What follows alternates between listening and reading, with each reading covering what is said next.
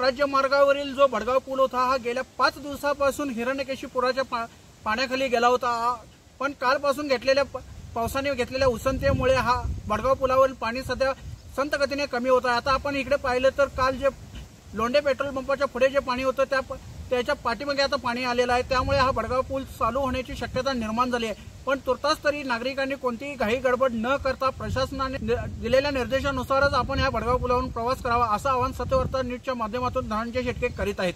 त्याचबरोबर भडगाव पुलावरून प्रवासाची घाई न करता हा पूल गेले 5 दिवसापासून पाण्याखाली असल्यामुळे या पुलाचं मजबूतीकरण तपासण्याची देखील शक्यता निर्माण झाली आहे। स्ट्रक्चरल ऑडिट झाल्यानंतरच या पुलावरून प्रवास करणे गरजेचे आहे असे प्रशासनाच्या वतीने सांगण्यात आलेलं आहे।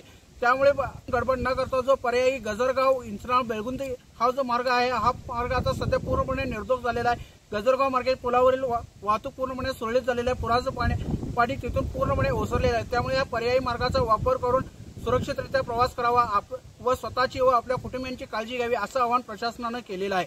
त्यामुळे लवकरच आता पावसाने उसंत घेतल्यामुळे हा भडगाव पुलावर वाहतूक सुरळीत होण्याची शक्यता निर्माण झाली आहे। सत्यवार्ता न्यूजसाठी कॅमेरामॅन चेतन जोशी यांच्यासह धनंजय शेटके, गडिंग्लज। त्याचबरोबर गडिंग्लजच्या विविध लेटेस्ट अपडेट बघण्यासाठी सत्यवार्ता न्यूज या आमच्या YouTube चॅनलला लाईक करून सबस्क्राईब करायला विसरू नका।